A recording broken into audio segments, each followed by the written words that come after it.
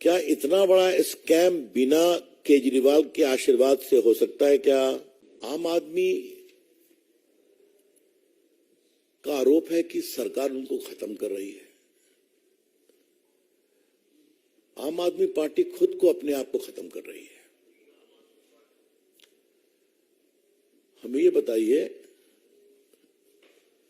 हम ही ने कहा था ना कि एक्साइज पॉलिसी ऐसी बनाओ जिसमें कमीशन खाओ। सरकार ने कहा था कि पूरे दिल्ली में शराब का ठेका एक मोनोपोली कर दो। क्या भाजपा ने कहा था कि अपना 6% वोट राष्ट्रीय स्तर पर मान्यता प्राप्त करने के लिए शराब के कमीशन से प्राप्त करो गोवा के इलेक्शन में? ये हमने कहा था क्या? तो गलती करेंगे आप, भ्रष्टाचार करेंगे आप, अपराध करेंगे आप, और कार्रवाई होगी तो परेशानी है। ऐसा कैसे चलेगा भाई? ये आज इसलिए बताना जरूरी है कि अरविंद केजरीवाल और उनकी पार्टी, मनीष सिसोदिया, संजय सिंह, सभी बार बार कहते थे कि पूरा ये मामला बिल्कुल फर्जी है। कहा था ना। फरवरी से मनीष सिसोदिया जी जेल में, उनका बेल रिजेक्ट किया लोअर कोर्ट ने, बेल रिजेक्ट किया हाई कोर्ट ने, अब सुप्रीम कोर्ट ने रिजेक्ट किया। और बाकी सदन जैन वगैरह की बात तो हमारे दिल्ली के मित्र लोग करते रहते हैं आपसे। कितने उनके नेता जेल में हैं ये आप सभी जानते हैं। लेकिन आज तक अरविंद केजरीवाल ने इस पूरे महाघोटाले पर एक शब्द स्पष्टीकरण का नहीं कहा। This very important to note. बार बार बिल्कुल झूठा है, बेबुनियाद है, फंसाने की चाल है। तो गोया पेड़ बबूल का तो आम कहां से होगा केजरीवाल जी? ये तो मुझे पहली बात कहनी है। दूसरा विषय, एक राजनीति में और लोकतंत्र में रिकॉल वैल्यू होता है। तो आज थोड़ा रिकॉल वैल्यू बताना जरूरी है कि ये पूरा स्कैम था क्या। आप सभी जानते हैं, लेकिन मैं आपके माध्यम से देश को रिकॉल करा रहा हूं। एक नई एक्साइज पॉलिसी बने, इसके लिए ग्रुप ऑफ मिनिस्टर्स बैठा, उसके हेड थे मनीष सिसोदिया जी। उसमें फिर कई चर्चा हुई, बाकी हुई। इसी बीच में दक्षिण भारतीय लॉबी की एंट्री होती है और वो एक मिडिल मैन के थ्रू संपर्क करते हैं, और जब कुछ गड़बड़ी होती है, संदेह होता है, तो विषय अरविंद केजरीवाल के पास पहुंचता है। अरविंद केजरीवाल जी कहते हैं, this middle man is my man, उससे बात करो। और ये बात मैं ऐसे ही नहीं कह रहा हूं, आज के अखबारों में सारा विस्तार से छपा है। आज के अखबार में मैं लेकर के आया हूं, इसलिए मैं कोई उड़ती फिरती बात नहीं कह रहा हूं। उसके बाद जो रिपोर्ट बन के आई उसको कहा नहीं, केजरीवाल जी के घर की बैठक में कहा ये जीएम की रिपोर्ट मानी जाएगी। और जीएम की रिपोर्ट कौन थी? जो सदन लॉबी ने बना कर करके अपना पूरा फायदे का बना करके दिया था।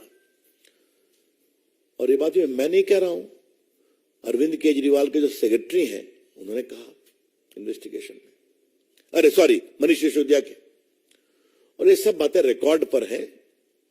सीबीआई भी इंक्वायरी कर रही है, ईडी भी इंक्वायरी कर रही है, चार्जशीट फाइल हुई है, आप सभी जानते हैं। इसी में एक और सवाल उठता है, क्या इतना बड़ा स्कैम बिना केजरीवाल के आशीर्वाद से हो सकता है क्या? जो लोग भी दिल्ली सरकार को जानते हैं और उनके चाल चलन को जानते हैं, such a massive scam cannot take place without the clear approval of Mr. Kejriwal. और जो बातें आई यहां पर उन्होंने साफ कहा कि हमारा आदमी है, इससे कांटेक्ट करो।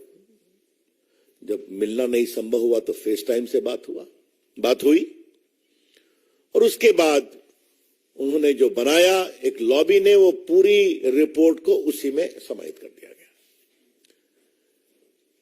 तो ये तो बड़े गहरे, सीधे और परिस्थिति जन साक्ष्य उपलब्ध है। लॉ में कहते हैं direct evidence and very suspicious circumstantial evidence. तो ये दोनों उपलब्ध हैं। ये सुप्रीम कोर्ट का कल का बेल रिजेक्ट किया वो पूरा आदेश है। मुझे लगता है आप लोगों ने भी पढ़ा होगा, लेकिन मैं इसके 3-4 paragraph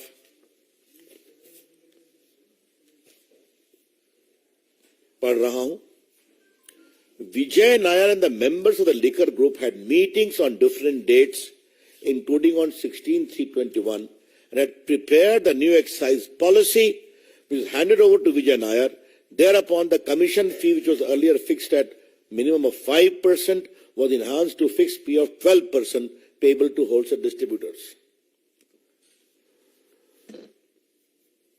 The appellant Manish Sisodiya was aware that three legal manufacturers have 85% share in liquor market. सब मैं सुप्रीम कोर्ट से कोट कर रहा हूं। और उसके बाद the excess amount of 7% commission fee earned by the wholesale distributor of rupees 338 crores only constitute an offence under section 7 of the Prevention of Corruption Act relating to public servant bribed. This amount was earned by the wholesale distributors in a span of 10 months. This figure cannot be disputed or challenged. मैं फिर कह रहा हूं, ये supreme court का कहना है। This figure cannot be disputed or challenged. Thus, the new excise policy was meant to give windfall gains to select few wholesale distributors who in turn had agreed to give kickbacks and bribes. मैं supreme court को पढ़ा ना कि उनको 5% का सीधा 12% किया गया, 7% एक्सा लगभग 338 करोड़ हुआ। ये जो उनको विंडफॉल गेन हुआ ये पूरे किकबैक्स और ब्राइब के लिए यूज हुआ। तो फिर 10 महीने में इसको हटा क्यों दिया? जब लेफ्टिनेंट गवर्नर साहब ने कहा कि इसकी इंक्वायरी कराएंगे, क्योंकि सारे पदाधिकारी बड़े अचंभित थे कि हो क्या रहा है, ये तो हम लोग की गर्दन न Peggy. They had told the governor and the chief secretary कि इसमें गड़बड़ी बहुत है।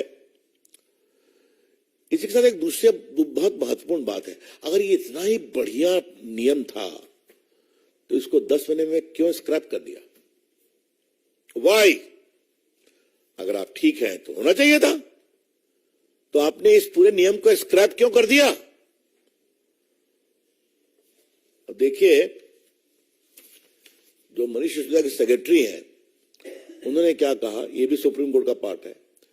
One day around mid-March 21, Deputy CM called him to the residence of Chief Minister Arvind Kejriwal and handed over around 30-page documents, which was a draft group of ministers' report. Sri Satinder Jain and Deputy CM Manish Sisodiya were also present along with CM in his house.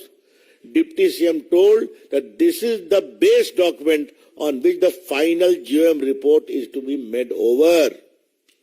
तो जो आपने काम किया खत्म करिए, जो कानूनी राय लिया खत्म करिए, यही रिपोर्ट है, इसी को फाइनलाइज करिए। रिपोर्ट कहां से आई? सदन लॉबी से आई। ये सब सुप्रीम कोर्ट का पार्ट में पढ़ रहा हूं। तो ऐसे में केजरीवाल जी को बुलाया जा रहा है अगर ईडी के द्वारा, तो हाय तबाह क्यों मची हुई है?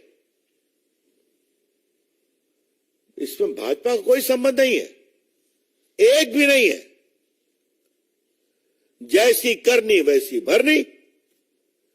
जो आपने किया, और मैं उसको स्ट्रेट अवे अगर प्रश्नों के रूप में रखूं तो पहला सवाल, आपने एक्साइज पॉलिसी जो जीए में बनाया उसको बदला क्यों? क्या कारण थे? नंबर 1।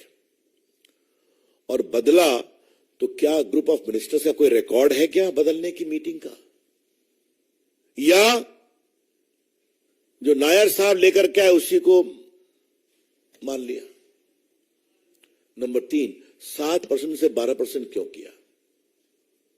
और नंबर 4, अगर आप इतने ही विश्वास था आपको अपने ऊपर तो एक्साइज पॉलिसी को 10 महीने में खत्म क्यों कर दिया? तो क्या हम मान के चले कि गोवा का चुनाव था, आगे पंजाब का था, तो हमारी मदद करो, हम तुमको एक विंडफॉल गेन करवा देंगे, पकड़े गए तो स्क्रैप कर देंगे, नहीं पकड़े गए तो हरी हरी। यही तो है ये पूरा मामला। इसलिए भाजपा का इससे कोई संबंध नहीं है, यह कानून की प्रक्रिया है। Let me clarify very clearly that the BJP has nothing to do with this whole scam at all. It is the entirely deed and misdeed and corruption of the Aam Aadmi party, the leader, the chief minister, the deputy chief minister and other associates. तो अगर वो कानून अपनी प्रक्रिया कर रहा है, जो कोर्ट तक, सुप्रीम कोर्ट तक फिल्टर हो रहा है, तो उस प्रक्रिया में अगर उनको समन किया गया, जो, और याद करिए कि केजरीवाल जी सीबीआई के सामने पेश हो चुके हैं, शायद अप्रैल में गए थे जहां तक मुझे याद आता है। आप अभी जाइए, अपनी बात कहिए। तो चूंकि कल शाम से एक राग दरबारी बज रहा है कि भाजपा आम आदमी को खत्म करना चाहती है, तो हमें लगा कि इसका स्पष्टीकरण जरूरी है। मित्रों, मुझे एक अंतिम बात कहनी है। हम लोग सभी अपने स्टूडेंट लाइफ से एक्टिविस्ट रहे हैं। आम आदमी पार्टी एक बहुत ही आशा के साथ हिंदुस्तान के राज्याध्यक्ष पर आई थी ना। स्वयं बाबा थे उनके साथ, कई नॉन पॉलिटिकल लोग जुड़े थे उनके साथ। ये ईमानदारी का सर्टिफिकेट सबको देते थे और इनके बाबा, हम सब इनका सम्मान करते हैं, वो तो विड्रॉ कर गए। आज एक बड़ा सवाल मुझे उठाना है और ये बहुत गंभीर सवाल है। सारे इनके सहयोगी जो आंदोलन में साथ थे, इनसे अलग क्यों हुए? चाहे वो अपनी बेदी जी हों या कई फिल्म स्टार्स हों, अनुपम खेर हों, फिर हमारे प्रशांत भूषण हों, योगेंद्र यादव हों या साजिया इल्मी हों, इन सबों ने साथ संघर्ष किया था ना।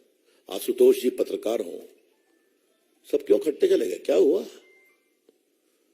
उनकी हर बात का मैं समर्थन नहीं कर रहा हूं, लेकिन ये सवाल उठाऊंगा कि पूरे देश में लोगों को भ्रष्टाचार का सर्टिफिकेट देने वाले और कार्रवाई की मांग करने वाले, उन्होंने जिस तरीके से पार्टी को कब्जा किया, यह उनका विषय है। लेकिन आज आपका अपराध हो रहा है तो आप कह रहे हैं कि सब झूठा है। Aam Aadmi Party has been the biggest letdown in the political history of India. आम आदमी पार्टी ने देश के लोकतंत्र में एक जबरदस्त, मैं क्या कहूं, जनता को धोखा देने का काम किया है। कहा कुछ और, निकले कुछ और। यह है इनकी सच्चाई। चार्जशीट पढ़ लें, ईडी की भी पढ़ लें, सीबीआई की भी पढ़ लें। और मैंने तो कहा, वो पूरा आपको दिखाया था, आज का अखबार जो छपा है ना पूरा, क्यों कहा गया he is my man, talk to him? ये क्या है? क्यों उनके घर में बैठक हुई और सेक्रेटरी को कहा गया कि पुरानी रिपोर्ट छोड़ो, यही रिपोर्ट चलेगी? नजन का इस्तीफा कितने महीनों के बाद दिया गया? 2 साल के बाद इस्तीफा दिया कि नहीं दिया गया? 1 साल के बाद। मनीष सिसोदिया कितने दिन के बाद किया? उन्होंने खुद किया है। तो कोई नई बात नहीं है, ये उनका आचरण बता रहा है। इस पर कोई, ये भी एक नई परंपरा है। अभी तक देश में कोई किसी पार्टी का आप जेल गए तो आपको इस्तीफा देना पड़ता है ना। पता नहीं आपको याद है कि नहीं, रविंद्र राव, आप तो बिहार से हैं, लालू जी को भी इस्तीफा देना पड़ा था ना चारा घोटाले में, याद है कि नहीं? वह दिगर की पत्नी को बना के गए, वो इस्तीफा देना पड़ा था ना। तो अगर ये इसमें भी नई परंपरा स्थापित करना चाहते हैं तो अच्छी बात है। अब ऐसा है, ये क्या मैसेज है, नहीं है, ये उनका कहना है ना। इसको एप्पल क्लैरिफाई करेगा। उसको उनसे परेशानी है तो एफआईआर कर दें एफआईआर। कौन रोक रहा है उनको?